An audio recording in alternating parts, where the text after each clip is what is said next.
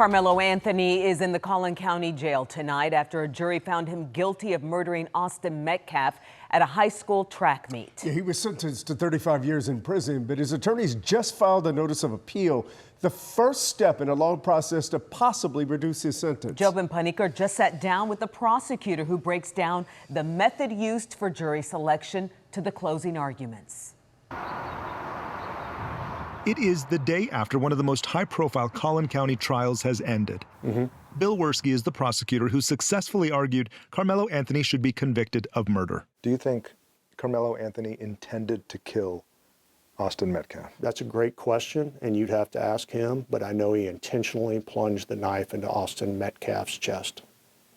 The state put on 21 witnesses, 3 days of testimony, but there were 2 people we did not hear from. He's like, make me move. Bill tells us they did not want to put Austin Metcalf's twin brother, Hunter, on the stand because it would be traumatizing. We were actually looking forward to see what Karmelo Anthony would have to say, and unfortunately, he chose not to talk. The defense argued self-defense, no surprise to the state. Bill says the team chose their words in opening and closing arguments carefully, like provoked and senseless. If you provoke someone and then hurt them as a result of that, you don't get to claim self-defense. There is already a notice of appeal. Defense attorney Mike Howard writes, "We believe there are several important issues for the appellate courts to consider. An appeal is the next part of the legal process and a right afforded every American." We asked the state their reasoning for dismissing the 3 potential jurors who identified as African American. Bill says he can't talk about it, but also says, We don't strike people for no reason.